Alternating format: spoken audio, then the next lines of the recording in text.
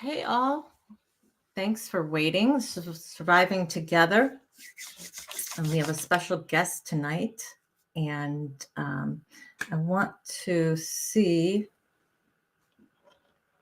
about possibly moving that light. Let me know how that's coming through to you guys. If there's if the light over that way is too white, too bright, if it shows up, let me know. Can you guys hear me okay?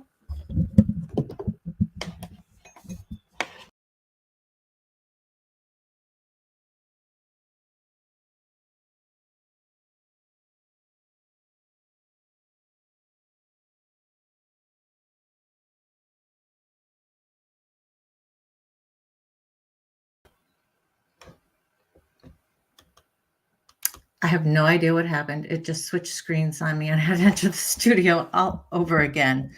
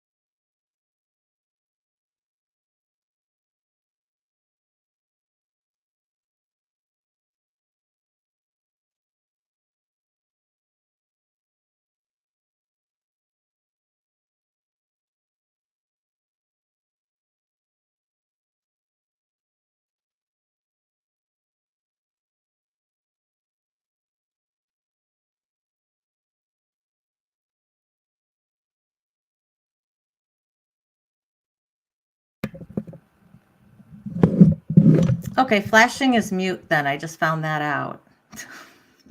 So we're good now, I think. Yeah? You guys can hear me?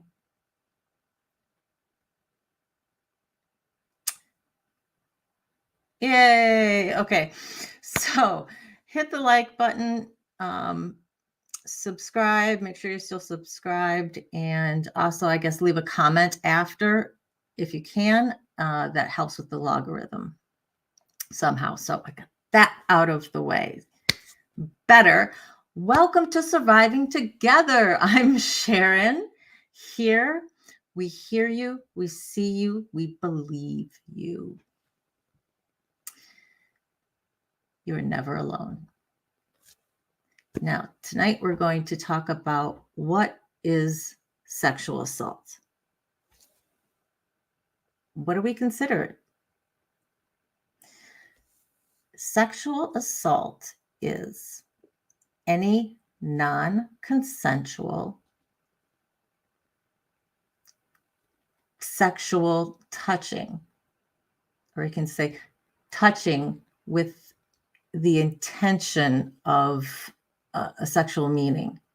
So as long as the person doing it is doing it in a sexual way, that's sexual assault. Now, that's a lot broader, I think, than most people think it is. And we tend to think of sexual assault, we think of the R word, right? And while that is, it's not all that is. So that's what we want to discuss tonight. I want to go back through here and welcome everybody, though. Todd, welcome. Thank you. I really appreciate it. I really appreciate you modding tonight. Wonderful. Janet, wonderful to see you. Glad you're around. Mary, thank you very much. I'm going to bring you on screen here in just a minute. Mary Jones is our guest tonight, and she's going to share her story. And it ties into what is a sexual assault so that we can all heal from our trauma, no matter what the event was that caused that trauma. Shannon Smith, hello, welcome. So glad you're here. I know I've seen other people. Gypsy Daisy, wonderful to see you. Love, love, love, love that you're here. Christina Leon. If you need to lurk all you want. if you need to just step away, go ahead. You can catch some stuff on replay. And if it's still too much, just step away. I can tell you that the sexual act is not very descriptive. It should not trigger anybody, but I can't say that for certain. So please take care of yourselves. I think I got everybody who's here right now on live. If I missed you, I am so sorry. Oh, Miss Dragon. Hey, so glad you're here. Dun, dun, dun, dun, dun, dun, dun. I think I've got everybody. Sandy, so glad you're here. Mary. Is that everyone now? Misha, so glad you're here. Listen all you want. Kathy, you're Mary's mom. Welcome, welcome, welcome, welcome. I've heard the story and I applaud you.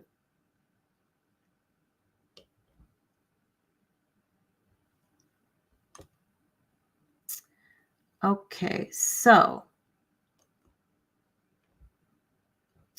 Mary, I'm assuming you are using Mary Jones. Who's using Bless to crochet? Am I a moron?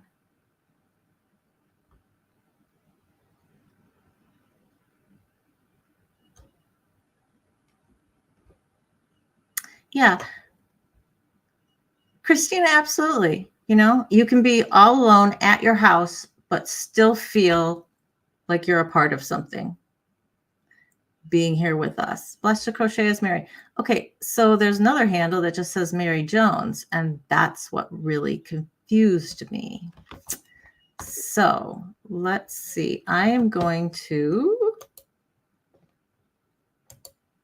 share the invite. And Mary, come on up. Mary Jones is your personal. Which would you have both open, I'm assuming. It really doesn't matter. You can put your name up.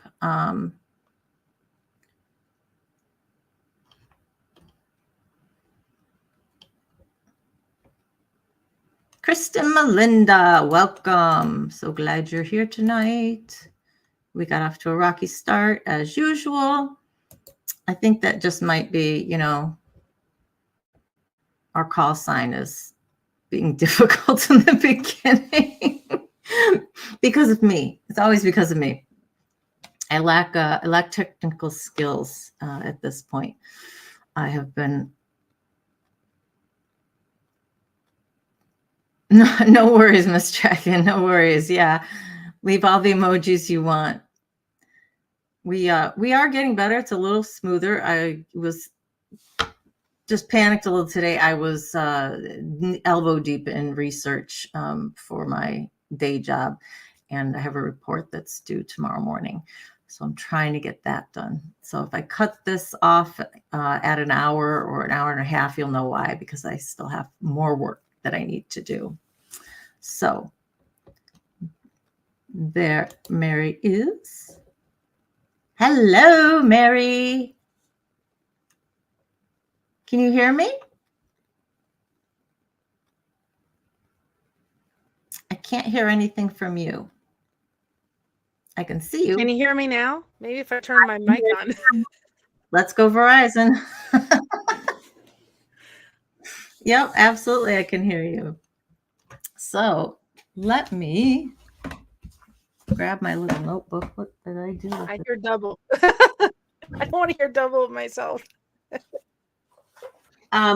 Close one of your, if you have. Oh, wait, hold it. I know what it is. Hold on a second.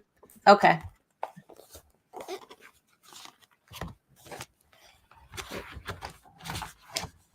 There, that should be better. Okay. I fixed it. It was my side, not yours. All right. Great.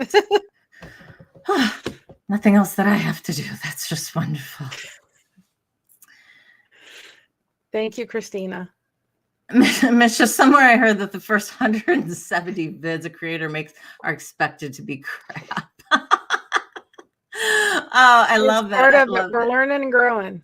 Yep, we certainly are. I'm going to try and do some more little shorts like I did yesterday, just little on the way things. I was coming back from court and just thought I'd do a shout out to all you guys. So, yeah. Thanks, Misha. Thank you so much. We're trying here. We're trying. All right. One step at a time. Yep.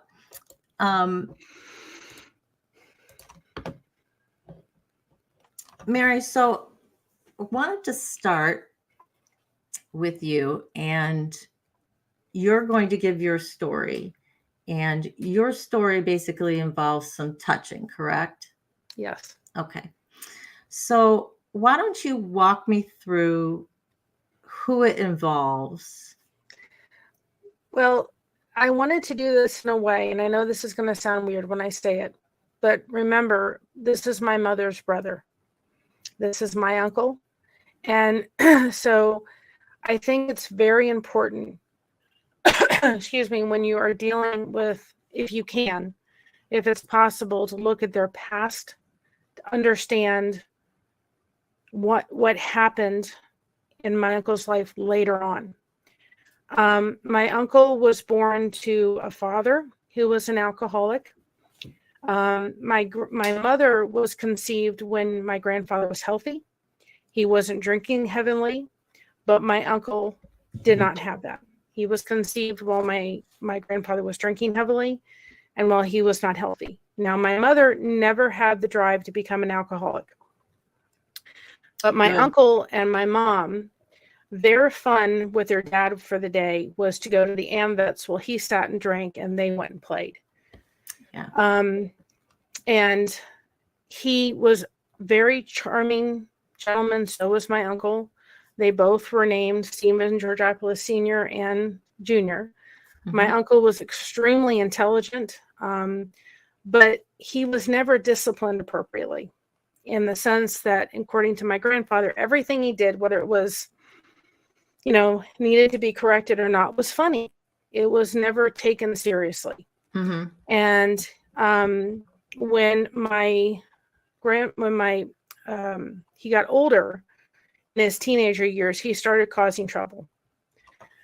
And my grandmother walked in on my uncle holding down my mother in a chair. Now, there was nothing that happened, but my grandmother was very concerned. Here's this strong, my uncle was 6'4". He was strong, all this testosterone going through. At that point, after they had houses that had been foreclosed and all this kind of stuff because of his drinking, they got divorced. And he went and then lived with my grandfather. Mm-hmm. My grandfather was, at that point, heavily into alcohol, and I think, from what I can understand from my mother, probably ill. My grandfather, when he graduated high school, did not even tell his parents he wasn't graduating. They showed up to the graduation. No son to watch graduating. This was their only child. Wow. So my grandfather was in the home living with his parents, and my uncle was in his teenage years. My grandfather decided to unalive himself with a pew-pew. I don't know to what extent my uncle saw it, but I'm sure he heard it. And I'm sure he heard his grandmother screaming to find this episode after it happened. Oh, geez. My uncle ran away for 3 days. They didn't know where he was. And in the Greek tradition, it is very common to have a funeral, which is just, it is loud and noisy. There are people wailing. There's lots of food, but it is a little bit... it's just the way the Greek culture works. Mm-hmm. and it is. And then he got in trouble later on. There was no trauma therapy for this, that happened. This was back in the day, in the 50s. Yeah. My grandmother was everything kind of put under the rug. Let's just move on. Nobody shows emotions. Everything looks good. And my uncle at one point was getting into a lot of trouble and was facing either jail or judge. The judge says, you're going to go to jail or you're going to go in the service. Well, he winded up in the Marines. He went and served over in Vietnam. He volunteered to go to become a forward observer in the Vietnam War. Wow. Now, understand, he was looking for a death sentence to some degree. Yeah. These were 5 to 10 men. They're going ahead of their platoon. It's just who's there first. If it's the enemy or him, he's going to get the enemy or the enemy is going to get him. So he came back with a lot of trauma. He never discussed it, but he came back with PTSD. Yeah. He was very quiet for being 6'4". Now that plays into much later. So he came back and he just picked up the alcohol. Whether he's probably doing that before just to be able to survive from the trauma of his father. I always thought he was cool. He was my cool uncle. He was 6'4". He was this and that. He put my toys together. I always wanted to go in the car and go down to where he worked because they had dogs, but my mother never allowed me to get in the car with him because she didn't trust her brother. But to you, he was just a great uncle. The alcoholism was not even in the equation for you at that point. No, I didn't even realize it. Yeah. She just said to me, if, I didn't realize he was an alcoholic. I just thought he was just cool. And I wanted to go down, but she just said, she used to say, if he told me it was raining, I literally had to go outside and make sure it was raining because I didn't believe him. And my grandmother, under her own thing, by herself, when I would come over there and spend the night, she would sleep. Now understand, there's 3 bedrooms. They're all kind of down a hallway. The first bedroom was a guest room. And when he would live with my grandparents, he would stay in the middle room. And then their master was at the end. And my grandfather was quadriplegic with MS. So when she stayed with me, if he needed his nose itched or a glass of water or something happened, he would have to yell, Nan. She'd have to get out of the bed and go through to the other room. But she did that because she didn't trust her son. And I'm thankful. She didn't, this is a man that drunk, I don't know what he would have done. Right. Sober, he would have saved my life. And she just didn't take the risk of chancing it for one moment. And I just thought, Grandma, she wants to spend the night. We're going to have a sleepover. How do you tell a 5-year-old I'm protecting you? Right. You don't. I mean, you can't. There's no way to do that. No. I remember he was coming in from the pool area. And I said, Uncle Stephen, this was probably when I was 10. Uncle Stephen, when are you getting into the pool? And he took everything out of his pockets and he put it in his on the pool patio and he jumped in, clothes and all. And I was laughing. And my grandmother's furious. And she said, Stephen, what are you doing in the pool with all your clothes on? And he said, well, Mary asked me when I was going to come in the pool. So this was the kind of sense of humor. And I just thought everything was cool.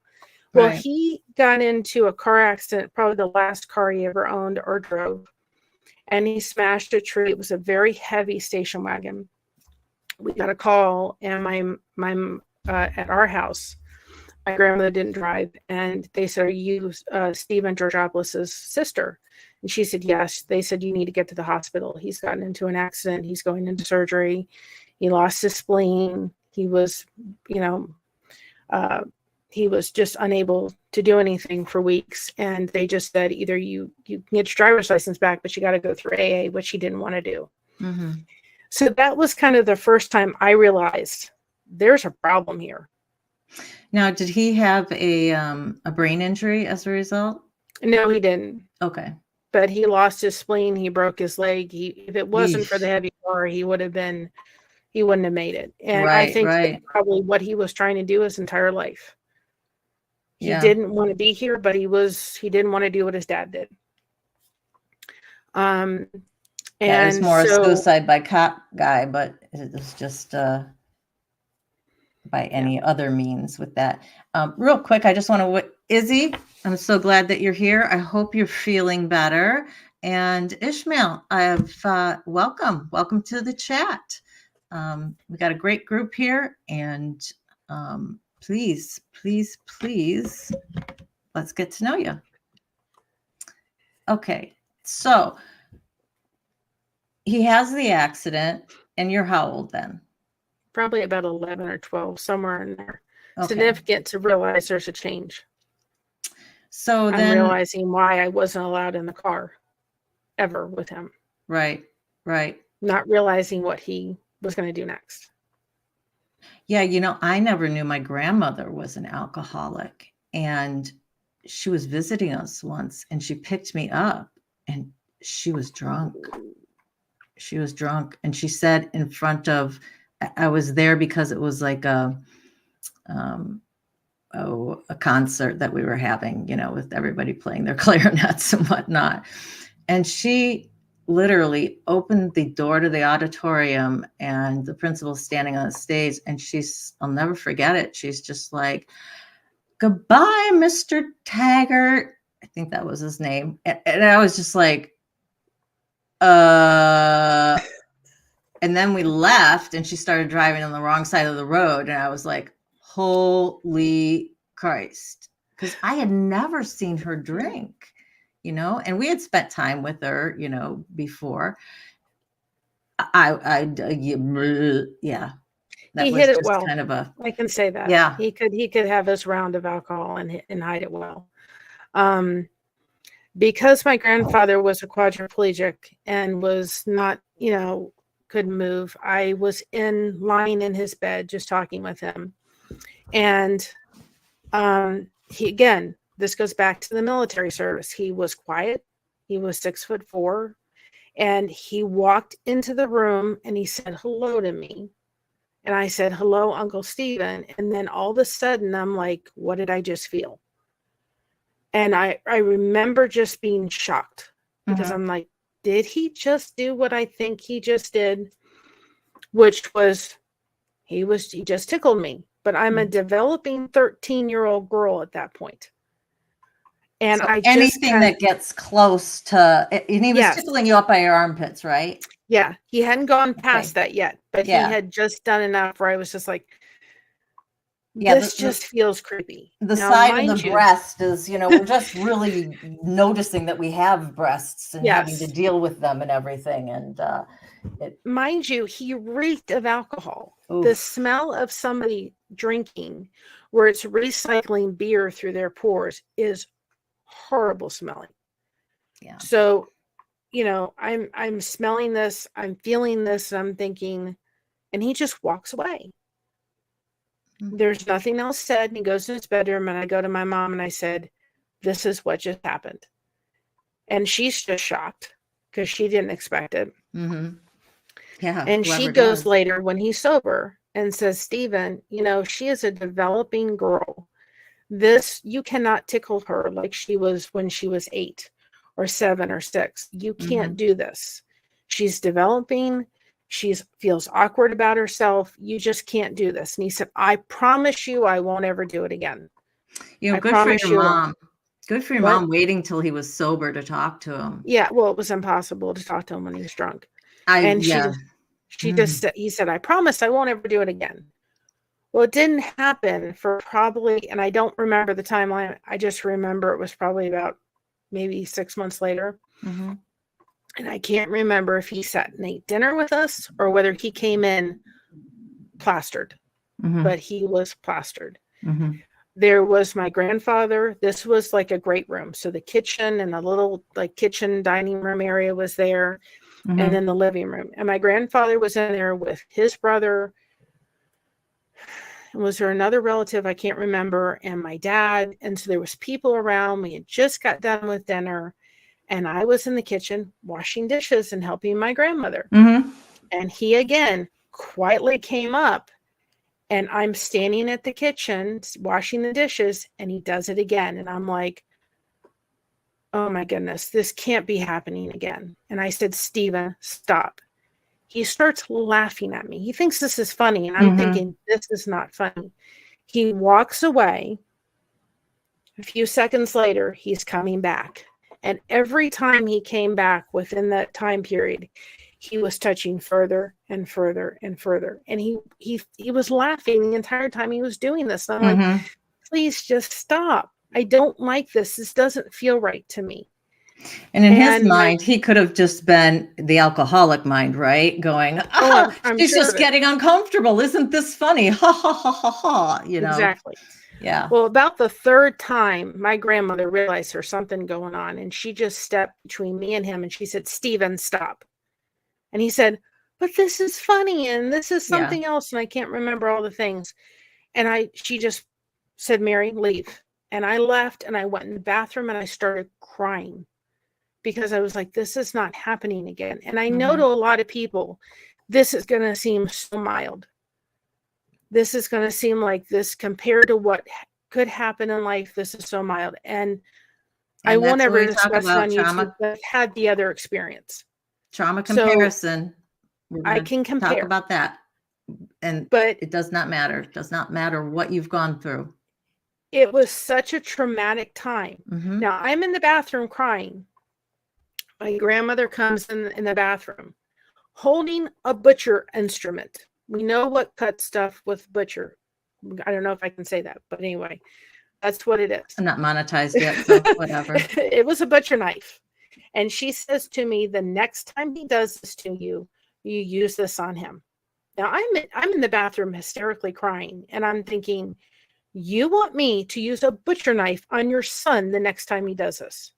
I mean, your first thing's going, okay, just threatening him, because actually using it, I'm like, that would almost be more traumatic to me than, than having him touch me. Oh, my mother was furious at her. She's like, why? So then my grandmother leaves and my mother comes in. Now she's comforting me and she's doing the mom bit and I'm just crying. And she said, okay, now you've just got to kind of, we got to get this, as soon as I could get myself composed to come out of the bathroom. And after everybody left, my dad hauls my uncle into the garage. And there's my grandfather's van and he puts them in the van and you could hear the walls shaking. My dad was furious. And he said, Stephen, the very next time you touch her, you're going right to jail. He said, the cops are getting called. We're not fooling around with this anymore. Right. You're done. Right. And I think that the fact that police were going to get called scared him because even the alcoholic mind went, ooh, jail. Yeah. Not good. That was the breaking point. When I went to therapy to process other trauma, I also processed this recently. And I said to my therapist, for years, I was so upset that I didn't scream. I didn't yell. I just stood there like an idiot to some degree. That's what I felt like. Right. Why didn't I scream? Why didn't I yell? Why didn't I make a noise? And I couldn't do any of it but stand there repeatedly having this happen over and over again. The preventative was my parents didn't take the risk. They didn't pat me on the head and say, it's okay. We've talked to him and he knows where he's going next time. Because probably about 6 months later, they were having family come and he had to come live with us for a month. And they said, we don't care. And I was at the point where I could stay home by myself. And my parents said, no, we don't care what we have to do, whether Mary has to be with me or you have to be home or I have to be home. She's never to be left alone with Stephen again. Wonderful. And I just want to, just 1 second, Mary. Christina, please, if you need to stop listening totally as well, take care of yourself, okay? We'll be here if you want to talk about this some more on a one-on-one type private thing. Please email me and we can discuss it then too. So, okay, Mary. Yes. And Janet says, Mary, you were totally frozen. You I were was frozen. Totally understandable. Yeah. It's one of our responses, right? When we get a traumatic event, we freeze, fight, or flight. Those are our three options. And Well, especially for a 13-year-old going, yes, my uncle, and your brain just doesn't want to believe that really this touching is me on what my breast. happened. Yeah. It went past the armpit and went right to there. And I'm like, this is just creepy. And he's laughing at me thinking this is funny. And I'm sitting there not funny at all. And then I'm thinking, my grandmother's coming in to hold a butcher knife to tell me to use that on him. You've got to be kidding me. Right, right. What was crazy about this whole thing is and I'll never forget it. We were in the van driving with my grandfather someplace, probably out to lunch, shortly after this happened. And my grandmother says to me, Mary, you know what? I know this was not good, but this wasn't as bad as what I went through. Because I was essayed over in Scotland. That's where she was raised. And the person fell off a cliff the week later, and I didn't say anything, and I'm glad I didn't. Well, she hadn't even told her own daughter that. Mm-hmm. Well, it answered a lot of questions. Mm-hmm. And my mother used to say when she was growing up, she could hear, now whether my uncle heard it or not, I don't know, my grandfather, under the influence of alcohol, forcing himself on my grandmother, and my grandmother asking him to stop. So whether that had any impact on my uncle, I don't know. Right, right. But knowing my great grandmother, I don't think that the person fell off a cliff. I think he was pushed. If she found out about it, help her there. brothers, I think he was pushed. But her response was, I'm glad I didn't say anything because he fell off the cliff and died a week later. Yeah. I'm like, she never told me to what degree. She never told me the story. Mm-hmm. But I'm like, you've been covering this up for 60 years. Right, right. Now, when she came over to this country, she had to go through inside and outside examinations 3 times before she was allowed into this country. Isn't that incredible? And I do not know whether she was always so angry about that. Mm-hmm. And I'm thinking, I don't think it had, even though it was traumatic, I think that the other one was when she was a kid more than anything else, that she hadn't unpacked it. Well, yeah, and it's probably triggering, so you're adding this trauma, on top of her other trauma. Miss Dragon, I just wanted to address your comment. You had to tell your mother-in-law or brother was a pervert. He understands frozen. So very similar type of situation. Well, it's a preventative story. I didn't feel it was right to get on here and just tell you what happened to my story. Mm-hmm. Because my uncle's story is important. My uncle's story is somebody that totally used alcohol as a means of a way of covering up nothing but pain. This man, at one point when he was very young, after coming back from the military in Coral Springs, there was custom homes being made. And he was offered to come in and learn how to do and build these custom homes with this gentleman. And he had been set for life. And he was intelligent enough to do it. But unfortunately, because of his alcoholism, and he would come in drunk, he would steal, he would lie. The gentleman was good friends with my grandparents, and he couldn't keep him on because of it. He never got married. He never had any kids. Thank God, to some degree. But, he lived a really sad existence because he never dealt with the trauma. I mean, I can't even imagine being in that house when that happened with his dad. I just can't even imagine it. Oh, I know. There is someone last year unalived themselves, had 5 kids. It boggles my mind, absolutely boggles my mind. But so understanding all of this about your uncle, you've forgiven him. I've had to. Is that correct? He was When did you do that? Well, the 10 years before he passed away, Mm-hmm. his body can no longer take any drinking. Mm-hmm. And so he stopped. He went to sleeping pills, but he stopped. Mm-hmm. And I did tell him, because he was living with my grandmother, when my daughter would go over there and my grandmother would take care of her, I said, he's never to be left alone with her. You're never allowed him to change her diapers. And I just went to him. I knew he wasn't drinking. And I just said, I don't know if you remember what you did to me, but you dare touch my daughter and I will have your butt off to jail. You're not getting a third chance. Right. So don't even think of it. And he just looked at me and said, okay. There was no apology. I'm sure he didn't even remember. That's possible. Yeah. I did stop calling him uncle. I did not, I never asked for a hug again. Don't touch me. I was always on guard around him. I always felt uncomfortable. Very but reasonable he was responses. still my grandmother's son. So for the 10 years left of his life, my mother said I was finally able to trust him because the alcohol wasn't the factor anymore. And my daughter, thankfully, has wonderful memories of her Uncle Stephen, and I'm very grateful for that.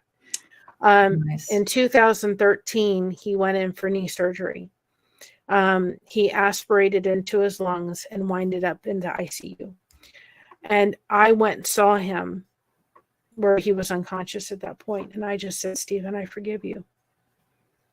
And he died probably about 5 days later. Giving him forgiveness is not forgetting. No, absolutely not. And it's not forgiving them for or giving them a pass on what happened. It's just taking all that anger and everything that's weighing on us and freeing ourselves of us. Did you feel lighter after you did that? Yeah. I mean, when I think of my uncle and my grandfather, there is a lot of sadness. Because I think of all the pain they went through.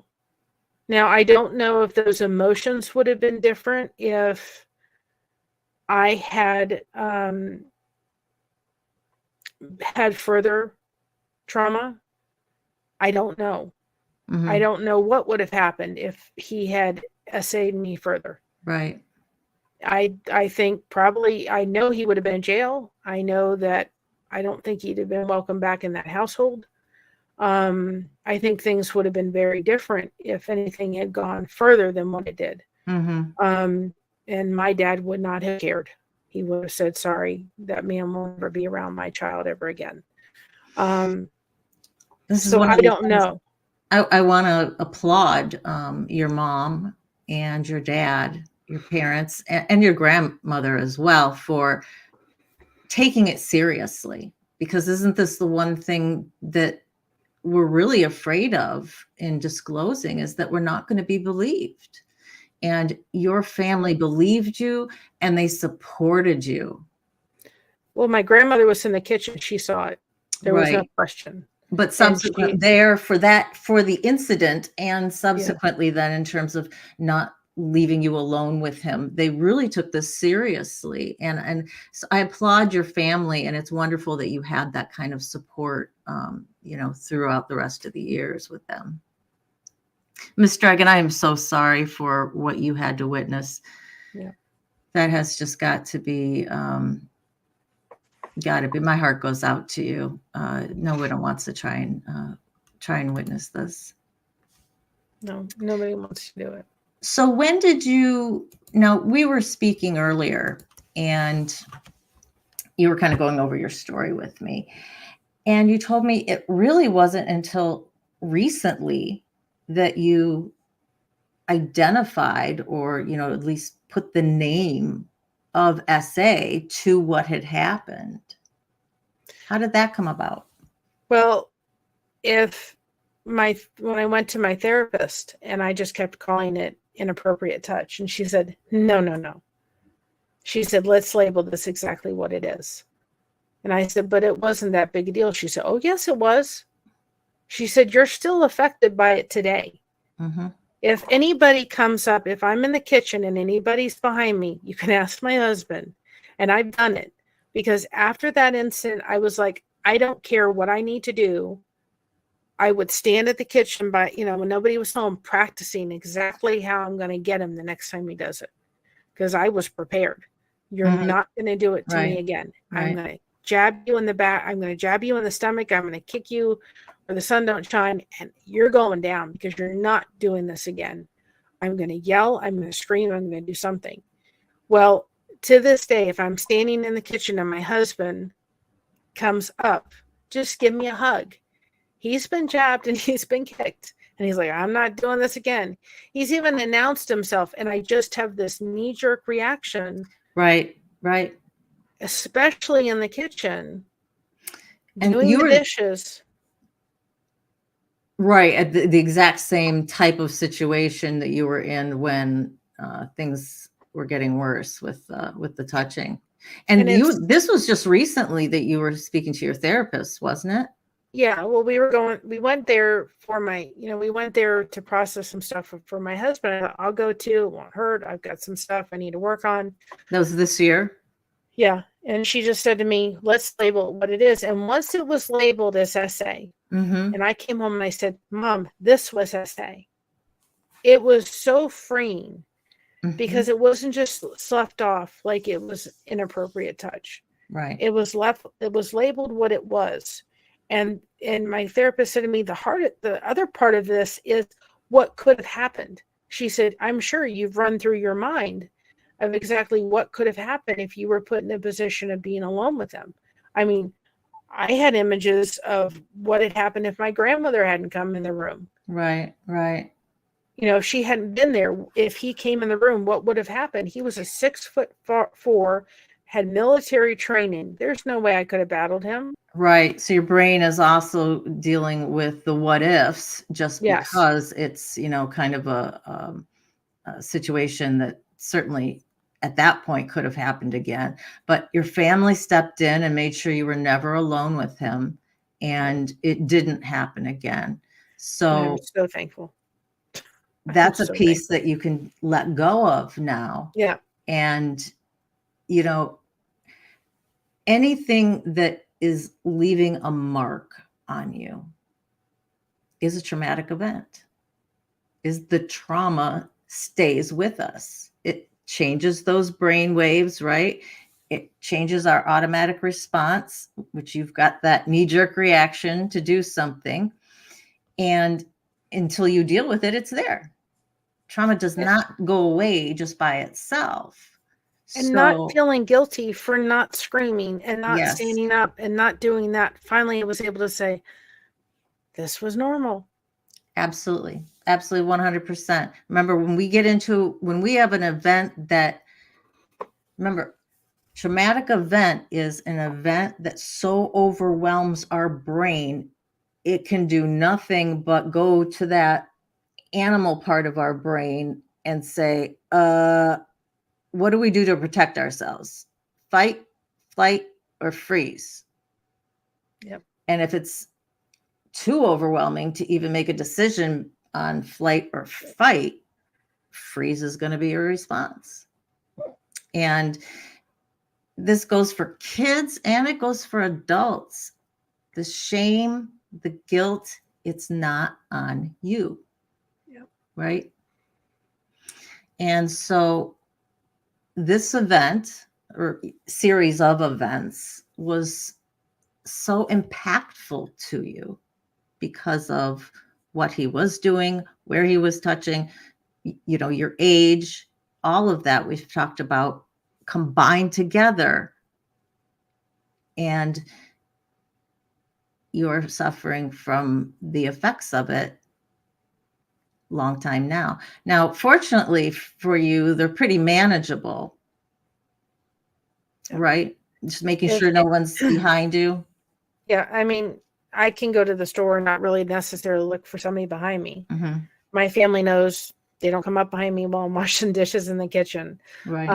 And I was very on guard after it happened. Mm-hmm. I don't remember asking to clean the dishes after that at my grandmother's house because it was just, I didn't want to take a risk. Right. I was very careful where he was just not even.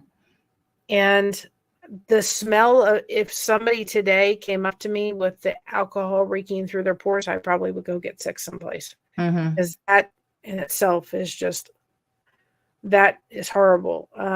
He would call people dear a lot, which should be I a was just very going to ask you, endearing there's one word. other trigger, wasn't there? Yeah.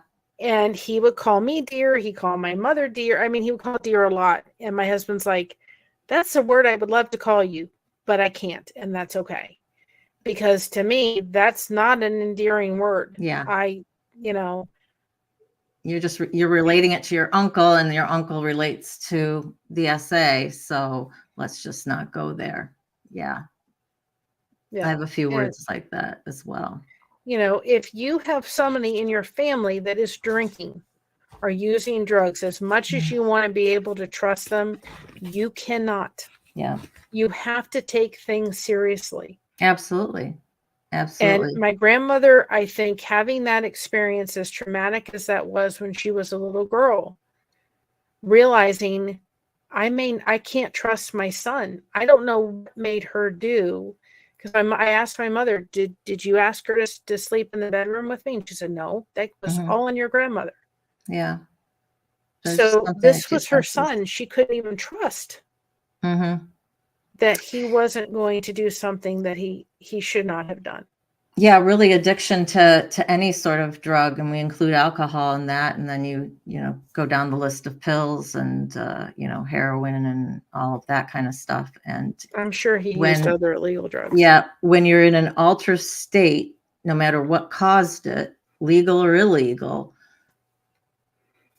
it's really difficult to act normal, you can't cognate. Is that a word? You can't think about things in a rational way and putting them in place. And it's just, yeah. And so I'm glad that, again, that your mom waited to speak to him until he was sober. Mistake I made with my ex many, many, many times, but that's just because you push those buttons, and I just want to tell you why it's not wrong. Why it's not wrong. My dad, the second time it happened, he didn't wait for him to get sober. Right. He literally blasted him while he was drunk and just said, I don't know what made it stick his head, but I think he remembered, I do this again, and I know where my tail end's going to be. It's going to be in jail.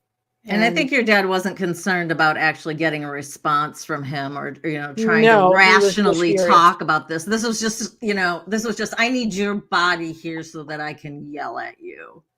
Oh, he was furious. Yeah.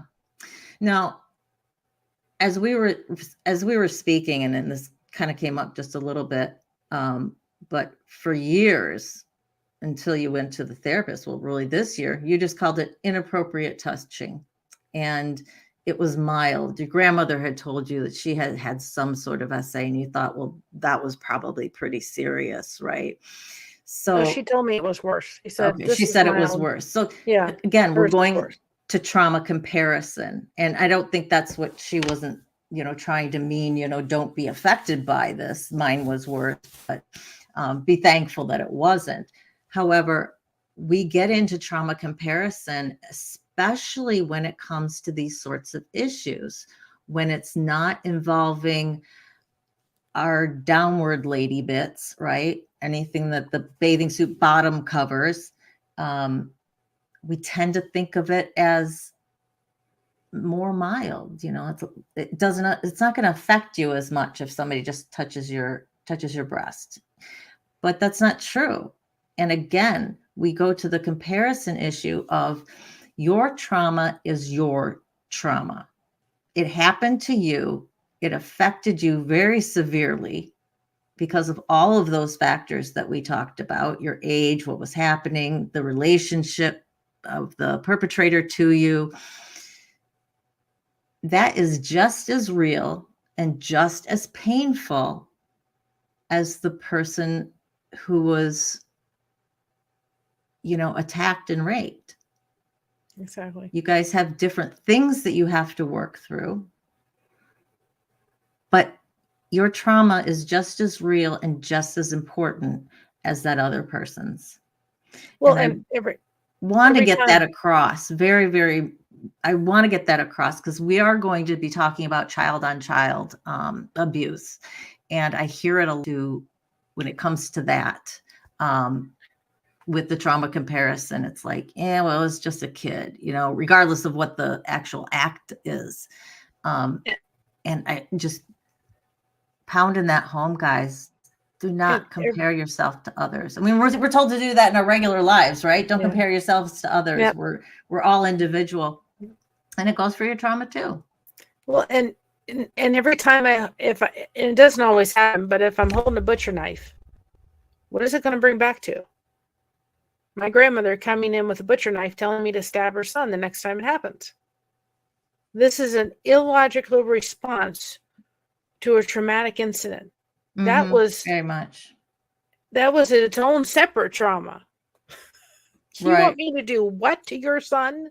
I mean, my exactly. mother was That's what I'm like, holy moly, that would just, my brain would just go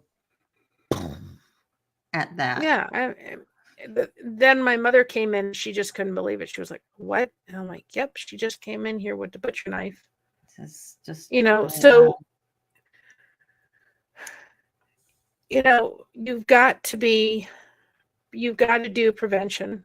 If you were touched in any way that makes you feel creeped out by whoever it is, go talk to somebody. Absolutely. Go ahead.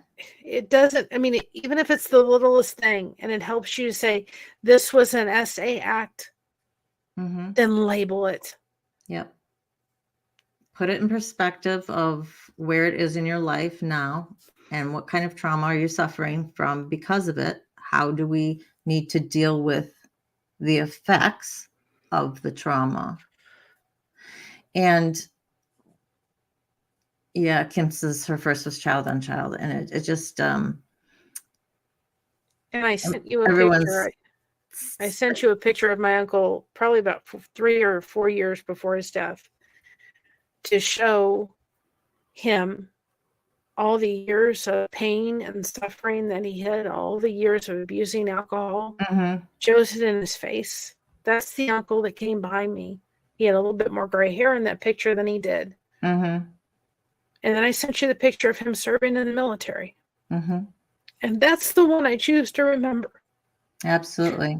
That's the gentleman that was full of life, had his whole life in front of him. Right. And he suffered a lot of injustice. To drink it away instead of dealing with all the trauma that he had dealt with. Yeah. If you look at that picture of him in the military, he had this smirk on his face. He had this smile. He had light in his face. It wasn't in the later picture. I don't know how to share pictures yet. I'm getting there. I got you covered. Okay, cool. Awesome. Yeah. And it's a good comparison to see, exactly how tall he was. So this was my uncle. So he wasn't any small man. And you can see, I don't know if you can see his face, but you could just see the life just out of him. And he had stopped drinking by then because his body couldn't tolerate it. Right. To go back. A lot of comments here on triggers. And that's why I say triggers can be absolutely anything. And you could discover a trigger, 5 years on that you didn't discover before, maybe because it's just never happened. And something comes up and you're like, oh, that was not good. So yeah, Sandy, triggers can very much sneak up on you. You won't necessarily know what yours are until they actually happen. Todd, triggers are tricky for everybody. They came out of nowhere for you. Yeah, it can be like from the ether, right? Smells, touches, places, so anything that affects any one of your senses can be a trigger. And when I looked at this picture yesterday, I looked at the first one and I looked at his military and I just started crying because I thought that's the uncle I want to remember. So this is him. Now, of course, he was not in his 50s, but that was him. Right. The young man who could have done anything but all of these things had happened. And, you know, my father served in the Vietnam War. I know that he saw friends of his killed in front of him. He was a medevac, so he was picking up the wounded from land and flying them over to the hospital ship offshore. So I know that he saw a lot of death and a lot of gruesome stuff, and he will not talk about any of it. And he tells you to your face, no, I'm not talking about it. And so I know that that's, you know, it's affected everybody who comes back from any war. And I think that for our military people, leaving it up to them and just saying, okay, you've just come back from 4 tours of duty, you know, just go acclimate yourself, and leave it up to them to say, I think I might have PTSD and I need to see somebody. I think it should be part of your coming back. Absolutely. You know, just everyone's got to flow through I'm sure they give you physicals when you come back, mental physicals, you know, dealing with all of that. And they're having some wonderful success with treating people, military people, with mushrooms. So the microdosing, and, you know, it's kind of creeping its way out into the regular world now. And I hope that the success rate continues and that more people can get on with that if that's what they need. Yes, Todd, vets need more care. Absolutely. I come from a military family, and we represent every branch of the military except Air Force. And I don't know if that's by design or not. As I tell you, what do you have against the Air Force people? You fly, right? And this is a picture of always see that, but this is a picture of my grandmother, then my mom, and then my grandfather, and then my uncle. This is the only picture. This looks like a really happy family. Yeah. Alcohol ruined it. Yeah.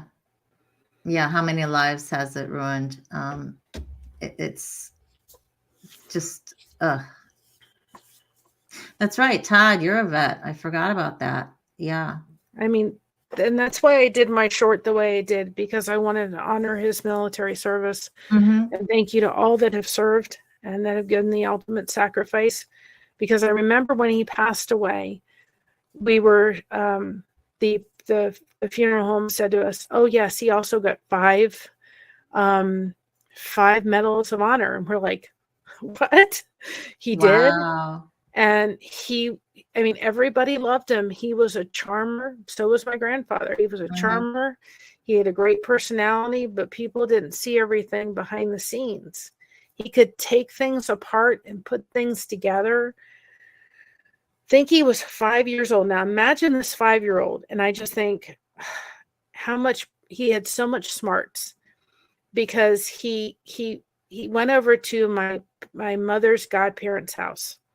And all the bathrooms were upstairs. So he said to his mom, I need to go use the bathroom. So he went up to use the restroom, and they had 3 bedrooms. And of course, this is back in the 50s. And he decided to put different times on each one of the alarm clocks. And the next day, my mother's godmother called my grandmother and said, Stephen is never allowed upstairs ever again. Because he literally put different times on each alarm clock. So they had each one going off at like 2, 3, 4 o'clock in the morning. But here's this 5-year-old kid figuring out how to do that. And these are the fun stories that you remember from your uncle. And well, I think my mom telling me of fun stories that you remember being told, just all of those types of things. And I think that it's really important. It is important to look at the perpetrator, especially if they're in your family, and say, what has happened to them? What were the circumstances surrounding this? And it's not so that you can give them a pass. No. It's really important that everyone understands that when we're talking about looking at circumstances and looking to your perpetrator, it's not to pity them. It's just to see, can you make sense of this? And you may not. They're absolutely, you may not. So 100% you may have to forgive them on a different level. But that's one way, you know? And wanted to speak about, you know, you were brave enough and comfortable enough to just say what happened, you know, right away. And I applaud you for that. And those people who don't, you're no less of a person. No, they're not. You know, your circumstances were different. Maybe you didn't have people that you could trust. Maybe you had things that happened to you, so you just didn't trust, even if it wasn't directed at a particular person. So again, and that goes back to trauma comparison. Everyone's circumstances are so unique. And treatment can be critical, but if you can't afford professional treatment, because it can get expensive, I understand that, tell someone. And again, that someone can be you, whether you're writing it or whether you're doing like a video journal, but get it out of the inside. And it can be very uncomfortable to look at.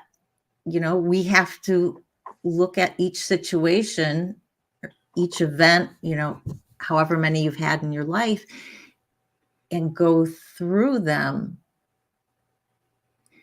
Sometimes we don't remember things, and that's fine. You know, leave a blank, write down what you can. However, if things get too painful when you're doing this, stop.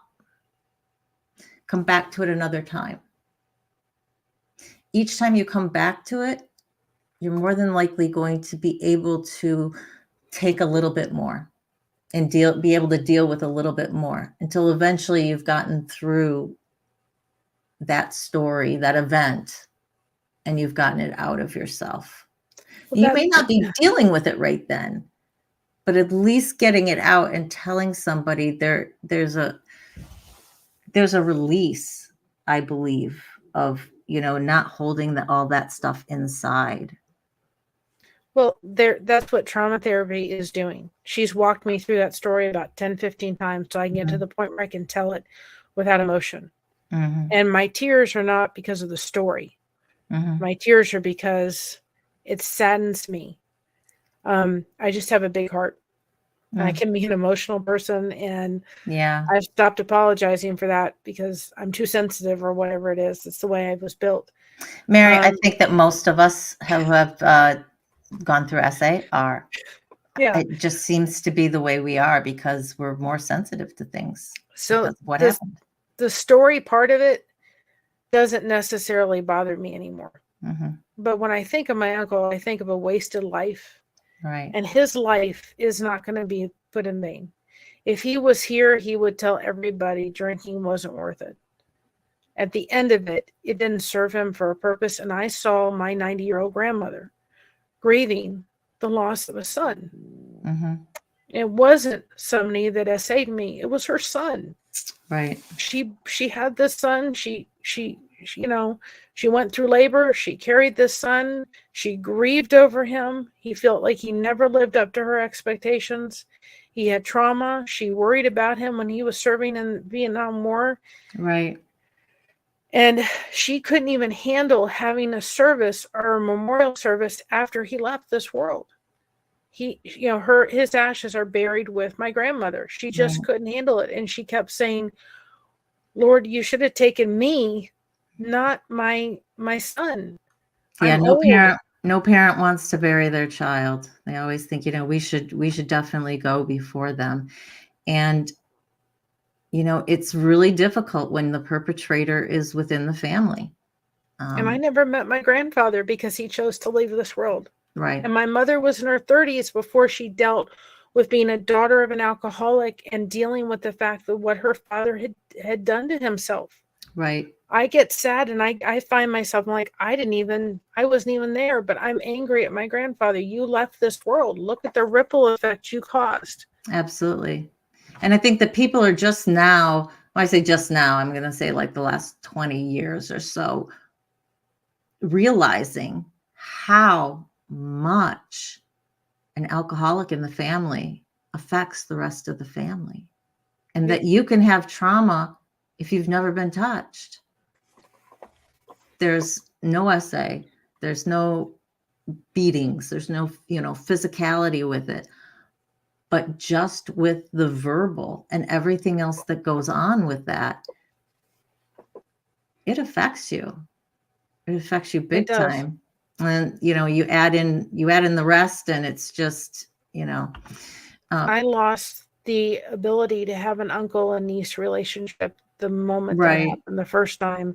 And it even made it the second time where I had to be on guard. I had to be where I couldn't be left alone. I was scared. I was always on the lookout. I lost that innocence to be able to be around him and just have normal. It changed our relationship. And I remember telling him, I'm not calling you uncle anymore, and you come up and hug me and you're going to get... I was just like, don't ever touch me again. It forever changed, and I lost my uncle. Yeah, I got to imagine on some level you're grieving, you're grieving the loss of that relationship. Anybody who is dealing with a perpetrator who was close to them or within the family, or was somebody who they really trusted, when you're able to go to somebody so much and then that trust is broken, that's very, very painful. I was in my 20s. He wasn't. Grief aspect of grieving the loss of that relationship, I don't think gets enough attention. I mean, I was in my 20s. My mom was coming home to my grandmother's house with my daughter, and I remember he was in the house. It was probably the first time I'd ever been really by myself. And I was nervous he wasn't drinking anymore, but I remember being, can they come home? And I'm thinking, I'm 20. I can get up. I got a car. I can leave. But I was waiting for my daughter, and I still felt uncomfortable. It never left. Being uncomfortable in his presence never left, even when he became sober. It just was always this uncomfortable feeling that lingered forever. Because that trauma is there, right? And this is, I mentioned it before, but I want to say it again. Trauma does not go away just because you're not dealing with it or you're not acknowledging it. It's still there. And you may not have a trigger. That's possible. There may not be something that triggers you to the point where you're just, this is now taking over my brain and I need to deal with this type of thing. Excuse me. But it's still there and it's still affecting us. And I think that's what we don't realize. We think, well, I'm not thinking about it. It doesn't really affect me. I put it in the past. Well, yeah, it is. That trauma, the effects of that trauma are the grief, the guilt, the, name whatever it is. And you may be assigning those to some other event or some other feeling or some other, reason as to why I have this. And those may be true too. But that is always going to be there. Info Dump Truck, welcome. I'm glad you're here. And it's kind of why I've started my channel. I'm just because it says crochet. I don't teach people how to crochet. You don't have to crochet to be a part of my community.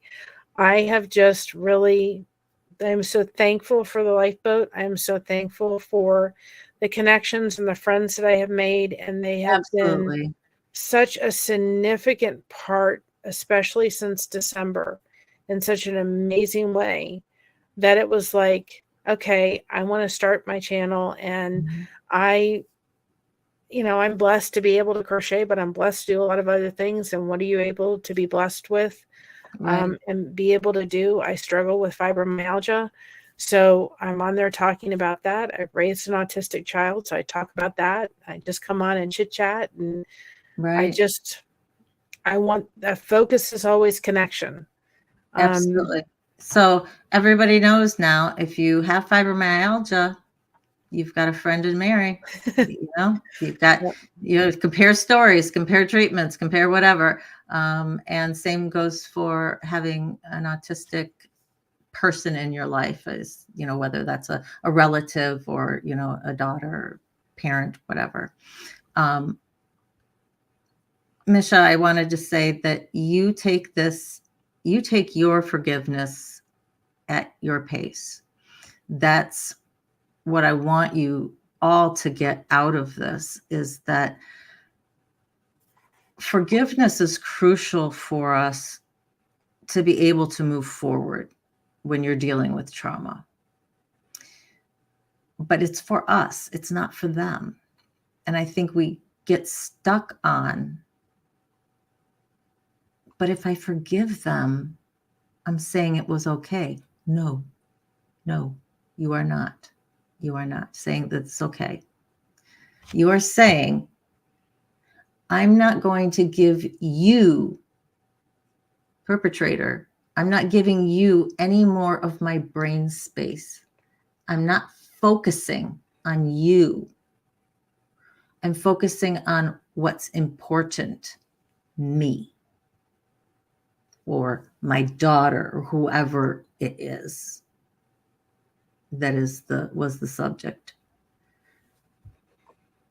If you guys can think about it that way, that if you've got somebody who did something to you and you think about it every day, or whenever X comes up, you think about it and you get angry about it all over again, that may be a person you need to work on forgiving.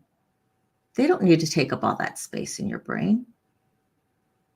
Just being angry and upset and all those negative feelings. We don't want those. No. So by forgiving, we can release those feelings and say, okay, I'm putting you out. I'm casting you away. Bye-bye. And then you can deal with the rest of things that are left inside of you. And Todd, you're right. It does take courage to face the things that make us uncomfortable. It does. It takes a lot of courage to do that. And this is why I tell each and every one of you that you do not have to share your story. If you feel comfortable and you want to share your story like Mary is up here with us, with me, wonderful. I'm more than willing to make that happen. If you want to leave bits and pieces of it in the chat, because that's kind of your way of sharing and connecting, but not getting through all of it, that's okay too. Whatever level you're comfortable with. But please, if you know somebody who might be interested in this, but they don't want to share their story, because I did have somebody ask me that in the beginning. You do not have to, you don't have to be SA'd, okay, to be here. We've all suffered trauma from different things. Mm-hmm. And everything that we talk about really goes back to the trauma, right? The SA aspect of it, it's special because of that sexual nature and what it can take from us. But at the bottom line, we've got the trauma and the effects of trauma, and it's all the same. Those effects don't change because they're the types of effects that you can get do not change just because it was an SA versus a domestic violence situation, let's say. So everybody's welcome. That's my point. I am a believer. So to me, forgiveness is done not on my own power. And everybody can believe what they want to believe. Absolutely. But when, I will forever, and my therapist said, we may work through this trauma. You may be able to not be so reactive when somebody comes behind you. You may never. Mm-hmm. Being angry at my uncle this point in my life, he's been gone since 2013, does not serve me any purpose. Absolutely, 100%. When he was lying go ahead. When he was lying in that bed dying, I had to really forgive him. Mm-hmm. And he wasn't awake, but I could say, Stephen, I forgive you. Mm-hmm. I never called him uncle, but I could say that. The man was dying. And I walked out of that room and I looked at my husband and I said, everybody said he's coming back. And I said, he's not coming back. And my daughter later said to me, Mom, you should have. Now she was at that point 13 years old. And she said, I wish you would have taken me to, go see him. And I said, Christina, he had tubes everywhere. He didn't look like what you remembered. And I really wanted you to have a good memory of your uncle, because she had really happy memories. And I'm really glad for that. But this is also my mother, who's still alive. This is her brother. Right. The forgiveness helps me to say, Stephen, I forgive you. But it also is a gift to my mom, because this is her brother. She did the best she could to protect me. Absolutely. Absolutely. Not, I think, imagining in any way, shape, or form that she would do this. They did the best to protect. And when he realized this is not stopping, right, he can't stop doing this, we have to step up our game. Exactly. Because, that's what they were protecting you, by not being alone. But who thinks in the middle of a room full of people that something's going to happen? You don't. And I think it's important to realize at what point have you dealt with the trauma? And what I mean by that is you've done forgiveness. You've looked at your trauma. You're talking about it. You're realizing the effects that it had on you. If it were me, spending all my time and energy trying to make it that I could not react when somebody comes up behind me, I got a lot of other things that could use my attention. My crochet schedule is too busy for it, and my life, I don't have time for it. Exactly. I'm just thinking, that's kind of one of those things. And, in terms of being called dear, somebody says it once and you're like, hey, nope, everyone in your family knows it. Again, it's something that you could work through, and you could eventually get to the point where your husband could call you dear. But I don't think I ever could. I don't think I could ever.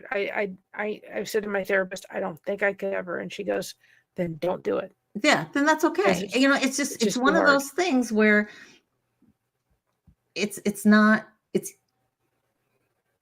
easily dealt with in terms of making sure that person doesn't do it again. It's only if, when somebody says that, you have such a violent reaction, or they're just, such a reaction inside you that it's really affecting you and your emotions and everything there. That's the piece that you kind of got to work on. If there's a big reaction, to it, then I would say, I think you've got some trauma issues that you need to work through with that. But if you're just like, no, doesn't work for me, it's, uncomfortable, and for me, I'd kind of move on. I wanted to put up something that somebody said here about info dump act about whether we think psychedelics can heal trauma. I don't think that from my information of what I know right now, it can't heal trauma, but what it does is it makes it easier for you to address that trauma. It can affect the depression that we have by taking that away. And by not having those effects, it's a lot easier to be able to look at the trauma and deal with it with a rational mind instead of an emotional one. So for me, that's kind of where I think that falls. I may be off base with that, and there may be some other research that's coming out that says something different, but that's what I know for right now. Infodump says that I call it having dealt with it, not forgiven. Absolutely. If you've got a different way of doing something, or, thinking about it with a different phrase makes more sense to you and feels better, do that. Absolutely. As he says, everyone seems to have their own personal definition of what forgiveness is. Personally, I don't forgive what is unforgivable, but I choose not to give them my energy, my time, my headspace, my emotions, etc. Exactly. Well, what Misha said too, and her comment, one thing is too, if this had happened outside of eyes, where he had done it without, and I had been too nervous, or he had gaslighted me and afraid of me going to talk to my family and letting them know, it would have only progressed even worse.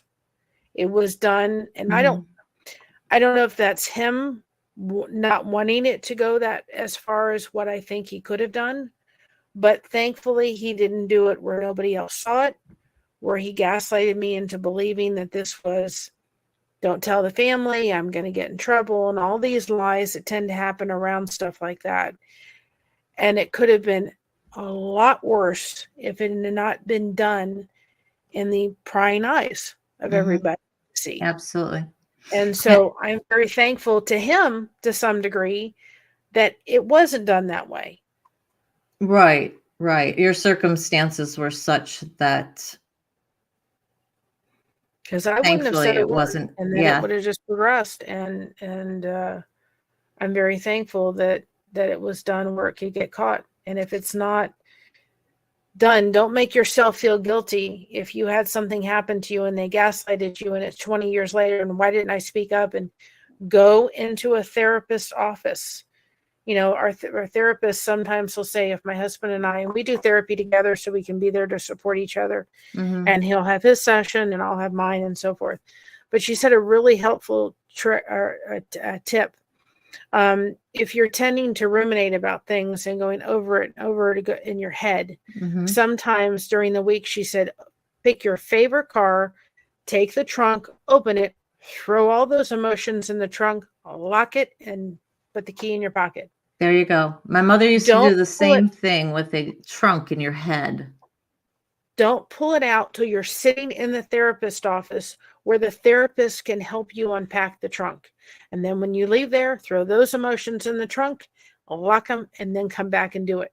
Because these kind of things, as well as we are here for peer support, this is traumatic stuff that you should be doing, if all possible, in the setting of a therapist that you get along with and that is doing good work. Absolutely. And that was very helpful to say, lock it in the trunk and we'll come back and visit it again. Any type of visualization that you can do, you know, for that, it's some people don't visualize very well. So for that was something concrete. You can open that, you can throw it in, you can close it. You've touched it. And so that makes sense for some people. I want to deal with Misha's comment, but Jana said, metaphorically, I put my traumas in a box with the lid, but not taped shut. The box is in a closet, so I don't have to look at it. It's on a shelf, but you can open it when you need it. You know, that's perfect. My mom would have a trunk in my head that I could throw things in. And then if I never wanted to think about them again, she would lock it and take the key. We must have had a gazillion keys to this thing because sometimes I kept them too, so I could get in for something. You know, so if you don't have a therapist that you can unpack this with, again, at least try and get it out in a journal written or get it out to a video, something that you can go back and look at.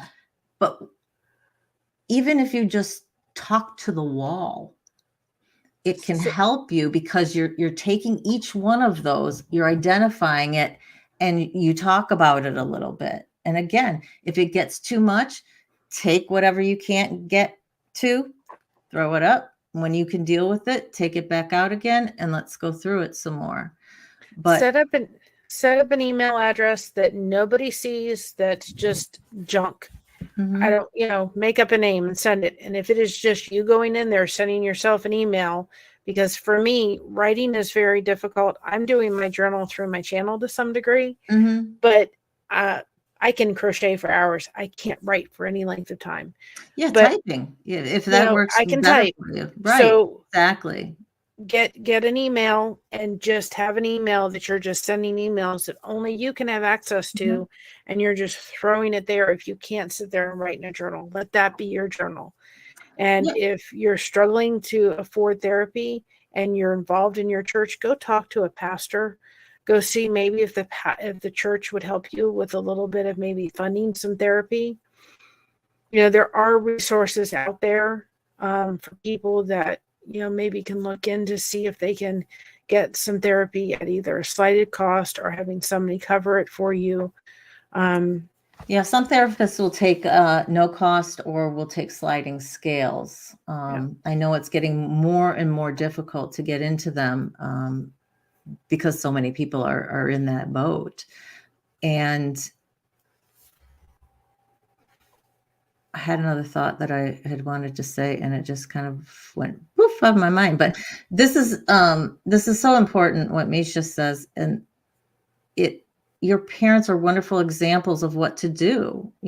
They stepped in, they supported you, they told you that it wasn't your fault. They made sure you weren't in that type of situation again.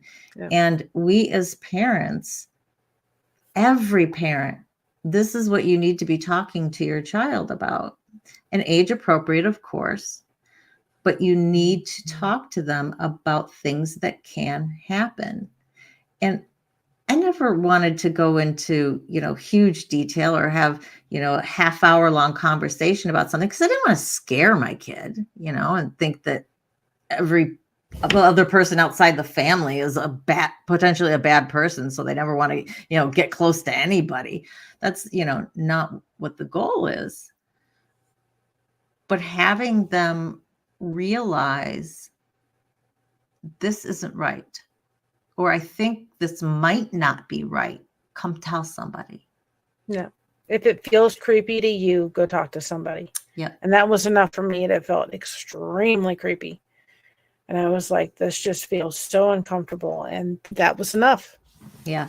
And I know we're going to do a whole thing on parenting. And I did have a suggestion about parenting as somebody with CPTSD. All of us that have been SA'd pretty much have that. And it can be more difficult. There's things that we're more sensitive to that actually help us, but there are things that can be more difficult with it. So we'll definitely do that.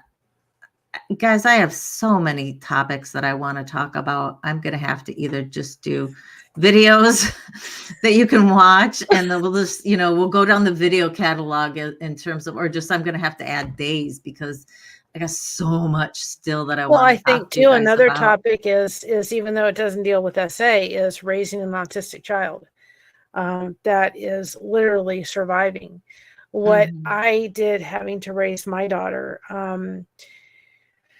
Is I spent a lot of it alone. I had my family, but I didn't have connection. And it was probably the loneliest time in my life. So I have a lot of knowledge about having to go through that time in my life. And I'd be glad to talk about that. Okay. The struggles and the difficulties and the blessings and the so forth. But whatever you're going through, you don't have, there's too many resources out there. There's, Surviving Together, there's Between the Cracks, there's my channel, there's My Other's Keeper. There's so many that are popping up because of Tommy. Absolutely. We don't have to do this by ourselves. No. There was a comment said in my live recently, and it was, stop streaming and living. And I said, I have never been living so much in my life as I am now. Yeah, because I have made the connections in ways that are just this is life-changing. This is living. This is, people ask me what I do for fun now, and I'm like, well, I read a lot, and I have my channel. And what's your channel about? It's a channel for SA survivors. And they're kind of like, oh. Then that kind of ends that conversation. Unless it's something that they're interested in, something that they've had, then they go, really? Somebody asked about statute of limitations for SA. It actually depends on your state. Somebody asked dump truck asked what the statute of limitation was. And Shannon says there's no, and it depends. I'm not sure what it is, the federal versus each state, but I do know it does differ in places. So you just have to figure out what state are you in? What state did it occur in? Actually, it's the state that it actually happened in. If you crossed state lines, then it would be a federal case, and you'd have to look up federal guidelines. Todd says, I can't afford therapy, but I got a place in the country I go to scream. Great. You know how many times I would love to do that. And I just, there isn't really a place nearby. I'm going to affect somebody.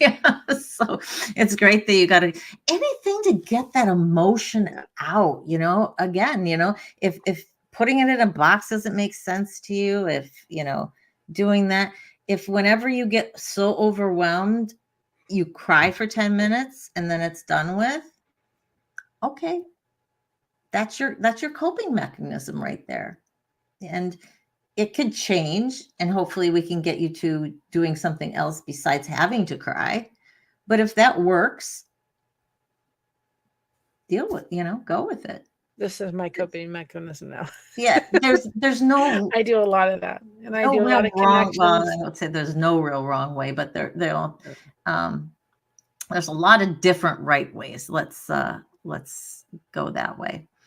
And Nisha, I'm so sorry. We're, if you want, we can get into your case sometime, because I know it's a little involved, but my heart goes out to you, and I know you're working through it, and you're working through forgiveness. It's a difficult thing, especially since the actual legal case is still going on. I would say that probably once it's all said and done and this person is where they should be, then it's probably going to be easier for you to deal with the forgiveness aspect of it. Unfortunately, the laws, the legal system grinds slow sometimes. Shannon says writing is difficult in journals because they've been read and it's ruined relationships in your life. Yeah, and that's why we are talking about different things. Somebody said there was an online journal somewhere, and you get a code that is like just yours, kind of like a password type thing. And so that's where you can go in and journal online, basically, typing that. So there's different ways of protecting it. We just have to find out what would be the best one for you based on what your situation is right now and based on what you can handle. Journaling, writing in a journal, physical journal, may never work for you again. And that's okay, because there's other ways of dealing with it. There's other ways of journaling and getting things out.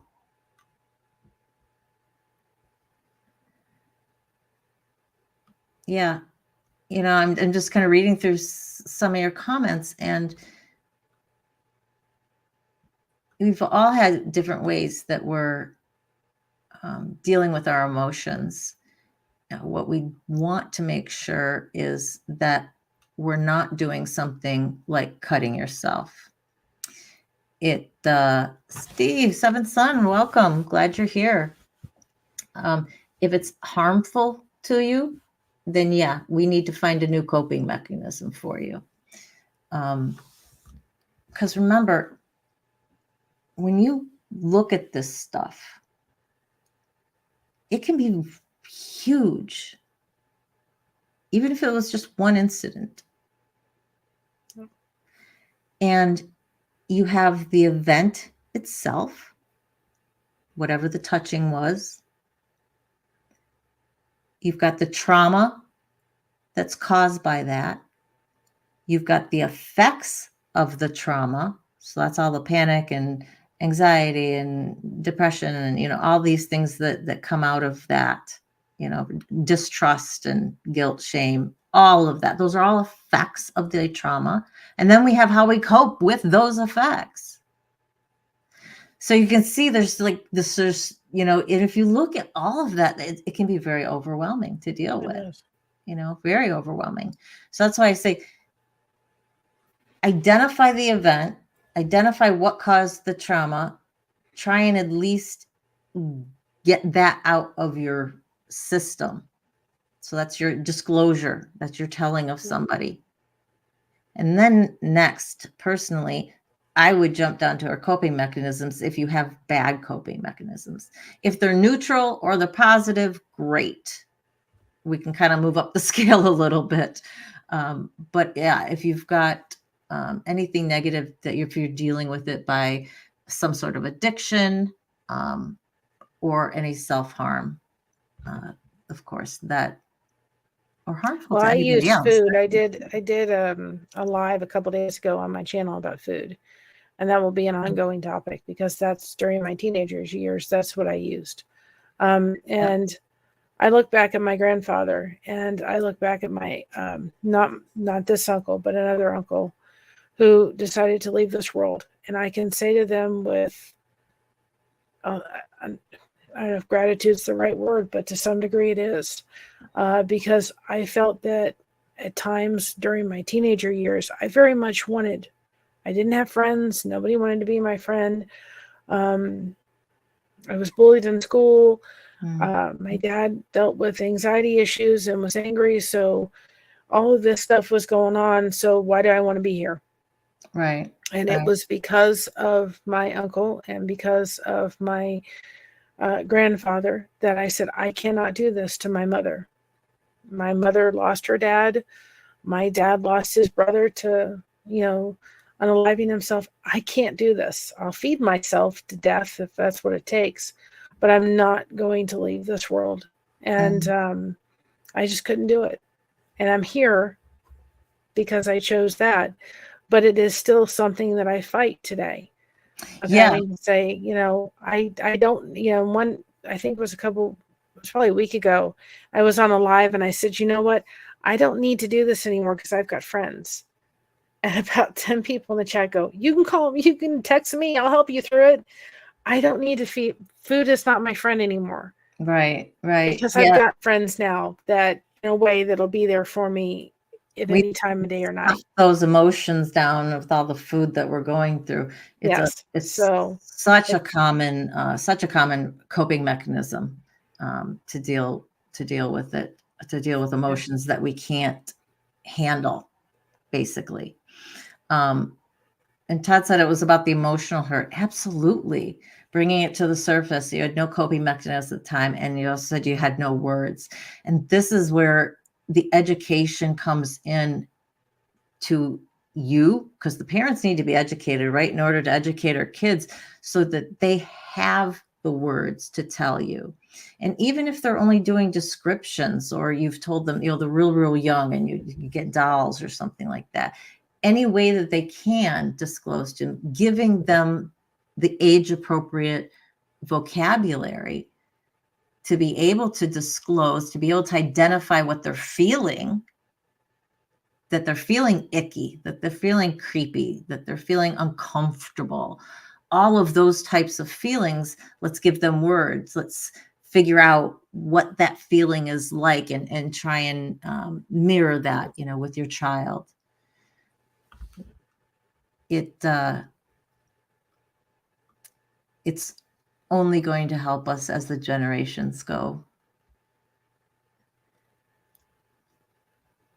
Todd, you have come a long way. You're dealing with a lot of things, and we're all fighting our things, and it's wonderful that I know that I'm a better person for having these connections now. I'm a better person for having this channel and being able to funnel some of my angst and, just that I carry about everyday life into this, because it's something that I believe in so much. And I hate the phrase "fake it till you make it." And I know a lot of people that works for some people. I want to tell you guys, if you can't do it, there's other ways of trying to get out of the depression, or trying to be happy when you're not. And connection and talking to people is one of the greatest ways of doing that. I'm not very good at masking. I'm my heart and my everything is right out here. I don't have much of a filter. Me think too. it's also a trauma thing. I think we lose our filters, and we're very sensitive. I To think it was my other's keeper that told me one time that people that are SA tend to have back problems. They've done the connection a little bit, and I think it was her that said people that have been SA tend to have back issues. And I also have back issues. Yeah, so do I. Um, I I have in have, my car. I have to get it for next time. My chiropractor gave it to me, and it's about where in your back it affects what organs. And I want to show that to you guys. It was so informational. I was just like, I've heard of this, but I didn't really think about it, to say that your stomach issues could be because there's something wrong with your back, because the nerves that come from there feed that organ. That's just mind blowing to me. I mean, I have fibromyalgia, but I also have degeneration in my back. So Yeah. that was interesting to think that may have all been very much connected. Yeah, exactly. Shannon says, is that why my back is killing me right now? Who knows? Maybe. Maybe. Music, yes, music therapy, art therapy, anything that you enjoy, any of those hobbies. And I know when we're depressed, that's one thing that goes away is our enjoyment and our things that we used to do. If you can find something, though, that you enjoy doing, even if it's as simple as, guys, you know what I started at? I started coloring. This is before they had the adult coloring books. I got my pack of 24 crayons and my superhero thing. And I started this in college, actually, because it was peaceful to me. People go, why do you have this? And I'm like, dude, it's a coping mechanism. This is why, I'm doing this. And, now they've got all the adult coloring books, which I think are wonderful. I give them to my mom. She's just a wonderful artist anyway, that the way she colors them and shade, they're beautiful pieces when she gets done with them. It's just incredible. I wish I could do that. No, I just outline and fill in. Well, that's what I tell people that are dealing with chronic pain. Find something. Have something in your toolbox to reach for. Something when to you're put your hurting. Because if focus you're somewhere sitting else. there saying, I'm hurting all the time, Yep. your focus is not on that, but find something to do other Find than something to saying, switch your I'm hurting. focus to. And it's not going to say that it's totally going to take away your pain, but it No. does give you something. Your brain can't occupy all of those thoughts at the same time. So if you're thinking and focusing on one thing, your brain can't focus on the pain. So it's not going to be as overwhelming. And as somebody who has dealt with chronic pain, for a good portion of my life, I get where all of you are with that. I watched GI Blues with Elvis Presley today. Yes, I'm a huge Elvis Presley fan. And there's something fun about me. And I crocheted this afternoon, and I thought, I'm going to take my mind off of this. There you go. Because even before I came out, I was a little nervous. I'm like, I shouldn't be nervous, but just thinking about it again, brought a little anxiety with it. And I said to my mom before I came on, I said, my job at the end of this is to show people what they need to do. But also to make sure that Stephen James Georgopoulos was your brother, and that he was not just an alcoholic, he was a human being. And she just looked over at me, till she was kind of getting teared up. And she said, thank you. I said, this was your brother. And I said, I know you've grieved him and grieved many tears and worried about him and wanted so much more than what he did with his life, and saw the pain, right, and saw the heartache that he went through. And she said, yes. So I said, even though this happened, he was still a human being. And it's wonderful that you could see that. And it's wonderful that helped in your forgiveness. What I want to say to people is, if you can't forgive your perpetrator in the same way that Mary has, whether it's somebody in your family or somebody who is connected to you, it's okay. It's okay. You can still forgive. You don't have to forgive in the same way as we I'll talked. never forget. No, we will never forget. And It's impossible. With that being said, I don't think that I had the same level of compassion for him as I got older, because when I was younger, I forgave him to some degree, but I was angry with him, and I didn't have the same level of compassion. And I think it's easier to have that as we get older. We have such a different perspective. Yeah, we have such a different perspective on life, right? You can see things so much differently and listening than to when Tommy you were 20 or 30. And listening to Tommy and dealing and talking about addicts and dealing with that. And I've had addicts in my family. And so as I got older, there was more compassion. And so, chop it up to just getting older. It wasn't certainly the same when I was younger. I disgusted him at points in my life when I was younger because I didn't have the same compassion I have now, even 10 years ago. People in the chat are talking about their health, and we kind of all seem to have similar issues, or at least chronic pain, something that causes us to have chronic pain. Misha, you just realized not too long ago that you're ADHD and autistic, and on the autistic spectrum somewhere. I'd be glad to talk about that at one point. So there's a lot of misunderstandings. Absolutely.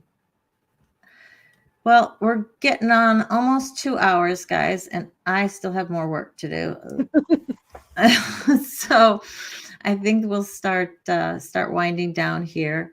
And art can be powerful for people, and that can be anything, right? It can be drawing, it can be clay, it can be, the molding, just figurines, it can be the pottery, something like you do, crocheting, knitting, anything of those. I was a great latch hook person. I could do those latch hooks like nobody's business. If there's plenty of YouTube channels that deal with Dollar Tree crafts, if they fall apart in 6 months, who cares? Exactly. If it got you through 3 hours, who cares? You spent $3 on all the parts, so no big deal. Yeah, so there are a lot of things that you can make them and give them away to the people you don't like. How about that? Someone knows. Shannon, what is ADD? It's attention deficit disorder, and ADHD is attention deficit hyperactive disorder. Hyperactivity disorder. Hyperactivity. There you go. Disorder. So it's just got a little extra. It's got a little bit of extra energy. Yeah, a little extra oomph for you with going through this. And I think my uncle was probably ADD, if not ADHD, and maybe even on the autistic spectrum, undiagnosed. It would be really interesting, to go back then and start looking at your relatives, and everything that we know now is just okay. Oh yeah, hey, diamond painting or paint by numbers. I forgot about those. That's a good one. Yeah, I would definitely have to be the paint by numbers. Oh, there is a paint by numbers app. Yeah, my mom uses it all the time. It takes up a lot of space just on your phone. Just let me tell you that. So if you can put it on your computer, it'd probably be better. But it's a paint by numbers app. So you get a picture, and it's got numbers and everything. And at the bottom, it's got the number and the color. And you just, one, and I'm going to go tap all the ones, and it colors it in for you. And there's so many of them out there. I got into it probably 2 years ago. I haven't done it in quite a while, because when I do, I get sucked in for like hours, and I can't do that. Misha, you still have a latch hook sunflower rug. I had a pillow that I made forever, and it was a rainbow on the front, and my mom just used whatever we had on the back. So it's like this brown check piece that was the backing of it. Nothing looked anything like it could match. It was just funny. I think I finally got rid of that, but I had that for a good long time as well. Thanks everyone for for the well wishes and for how much you enjoyed the show. I'm really glad that you've gotten something out of today. If you've just been lurking, that's fine. Hopefully you were able to get something out of the program. And if you were looking for a while, if you're coming back on replay, or if you're just on replay for the first time, if you have any questions or anything you want to talk about in regards to this, feel free to email me, survivingtogether@sass@gmail.com. You can also email me too. The descriptions in my channel, which is Blessed to Crochet, and I'd love to have you as part of my community too. And some of you are, and I'm thankful for all the support you're giving to all these channels that are popping up. It's amazing. So there is links in the main description, not this video description, but the main channel description to Blessed to Crochet and My Other's Keeper and Between the Cracks and the Lifeboat. I think maybe that's it. So if you have a channel, Todd, I know I need a link to your channel so I can set that up, and I need like a little blurb from you as to what it is so I can set that up with that. And 7th, best of luck.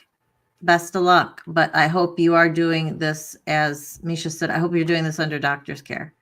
I hope that they're aware of this, because we never want somebody to, yes, absolutely, Todd, post your link. You can post it right now.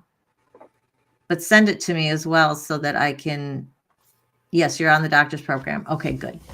That always just makes me nervous when people say that they're stepping down, because you just don't want it to ever be a situation where something really negative could happen. Yes, please comment after the show if you can. You got to give it about 30 seconds before it resets itself, so you can actually leave a comment. And if you can hit that like button, that would be awesome as well. Misha and I are working on an outro, and it's almost done, and you guys are going to love it. And I can't wait until we put it up. It's just going to be awesome. You guys are going to love it, and you'll have Misha to thank for it. So there's Mary's channel, Blessed to Crochet. Let's put that up, and Todd's just put his up. Todd, can you do a brief little sentence in the chat as to what your channel is about? Misha got you into AI art, Miss Dragon. Yeah, I want to get into it. I just haven't had the time to sit down and learn it, because it's about the only way that I would be able to do really good art. It's just one of those. I couldn't do it any other way. So it's really amazing. Yes. So the whole outro was done by AI. Even the song, guys. You're gonna blow you away. It's so cool. I'm so worked up about it. I can't wait. One thing My Other's Keeper and I were talking about doing on, starting on my channel, is kind of picking 4 different YouTube creators, especially those that are kind of facilitated with the Lifeboat, and going and hopping on my channel, then going on to My Other's Keeper, then going on to the next one, and taking about maybe a month or 2 and going through those and introducing ourselves to each one of their audiences, but also getting to know each other a little bit as just faces behind the scenes. Right. And I really like that idea. So that's something that I'm going to start doing, and reaching out to see who wants to participate, and doing 4 at a time. Dinner without the food. Just 4 at a time, and then we go through the next 4, and trying to keep the if they're connection channels, then we keep those groups together and doing it that way. I thought that would be maybe a neat way of kind of getting to know us a little bit on a lighter side, because some of these topics are really hard to have, but they're so necessary. Absolutely. And Jen and I have been talking about surviving the cracks and kind of what we want to do with that. And there are some serious subjects that we want to cover, but I think we're also going to do some game nights and, just do some other fun things, because her channel is so serious dealing with the TTI community. Yeah. Mine is, in general, fairly serious dealing with SA and trauma. So getting something where you can have a little lighter, it'd be just wonderful. And Misha, do not worry about it though. You worked on it all day. That's wonderful. But I don't want you to be a concern. I'm excited to get it out, but that does not mean that I'm going to be angry if we don't get it out even this month. Okay. Don't put that pressure on yourself. It's there. You're helping me. And I go last, I go last in that line. Miss Dragon, Misha put up her thing. She's been doing AI art and she's got some up on her channel, apparently. So fun, check that out, guys. Todd says, until I figure out my format, you don't want to get pigeonholed into one thing. That's okay. That's okay. You can just kind of be an eclectic mix for right now. We can do an interactive game night. Absolutely. Absolutely. Jen and I will get on with Surviving the Cracks and we'll figure something out. Fun. Yeah. I do one. My other's keeper does one at 3 p.m. Central Time on Fridays. Oh, okay, so cool. Anybody that wants to come on to join can join. So I'm all for tapping on any channel and doing a game. Oh yeah, absolutely. I'll be glad to that'll have to depend on whether or not I'm working, yeah. or how much I can sneak out. Yep, my other keeper. She just popped it up. Yep, trivia game. Yeah, trivia I go game on there day. on Fridays. So yeah, if you guys have any ideas for interactive games or just different games, I know there's things out there that you'd like to see us do. Please send them out to me. You can send them through email or put it in one of the comments. I read all of the comments. And yeah, I think that sounds like fun. Todd says he has an idea for trivia night too. Awesome. I think this is going to be so much fun.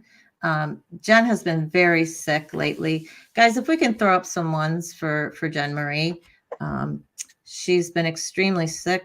She has 3 funerals this week that she's going to, and a 5th person in her life who she was very close to just passed away. So she's dealing with a lot, guys. She's dealing with a lot. So let's keep her in our thoughts and our prayers and our virtual hugs, because she definitely could use it. So, and yes. Thank you for reminding me. I have the reminder in my phone. I am going to be on Kim's channel, my other's keeper. I'm going to be on there tomorrow night. I think we decided at actually going live at 7:30. I'm going to pop on with Kim, I think around 7, and chat just a little bit. And so then we're going to go live at 7:30. If that's not correct, correct me, Kim. And that's Eastern time. So that should be fun. I'm very much looking forward to it. I'll be on there because I'm one of her mods. Woohoo! Great. We already have that. I've been on her channel several times. I have, she had me on about fibromyalgia. My daughter and I have been on her channel talking about autism. Yes, I saw that. I saw that one. Miss Dragon says, I have no style for my lives. I have no structure. It just kind of flies by the seat of your pants. It just kind of goes, hey, that's fine. It's the all in one. Yeah, I think, can somebody throw up a link to my other's keeper? I think, Misha just did it. Todd, if you look just above, Misha threw up it's just at my other's keeper. So the youtube.com/. If you still need me to send it to you through your text, just let me know. So expect to see some more, 30-second, minute little videos from me as I think about that, and it gets more part of my daily life. I will probably have those be either inspirational or they're going to be funny, stupid, basically. Those things that I observe or that happen to me, or, whatever. Very strange. Maybe one day I'll tell you about how my mother-in-law charged me for Christmas Eve dinner. That's a good one. It's a little longer though. Okay. Well, I think that's about it. I think we got the ending announcements all set. You, Misha, I think you're probably right. The mods are everywhere. You have to try and figure out where you're going to be. Miss Dragon, I think you and I would have a lot of fun together. I think you, me, and Jen would just be rolling in the aisles. Yeah, that's definitely great. And I'm pretty sure I'm subbed to your channel, but if I'm not, I need to make that happen. And definitely will. So, Mary, again, thank you for coming on. Thank you for having. It's my pleasure. I'll come on again. Thank you for having the courage to tell your story. And I thank your mom for being here. And I thank her for being the supportive person that she was in your life in dealing with this. You probably made all the difference in the world without even realizing it. Maybe you did realize how much of a difference you'd make at the time, but it honestly did make a huge difference. And not just because nothing else happened, but feeling that support as a survivor, knowing that somebody's got your back, that's huge. That's huge. Because it's a whole other set of traumas that you deal with when you don't have that. And rest in peace, Stephen James Churchopoulos. I love you. There you go. Absolutely. All right, guys. Remember, this is surviving together. You're never alone. You are worthy. You are valuable. You are beautiful. You are loved. So hugs and much, much, much, much love from me. Bye for tonight. And I'll see you on my other Keeper tomorrow night if you're there. And if you missed that, then I will be back with my live on Saturday at 3 p.m. Eastern time. If you think you might want to see more days of the week, comment or give me an email and let me know. Or if you just want things in video form, let me know. So that'd be great. All right. Night, guys.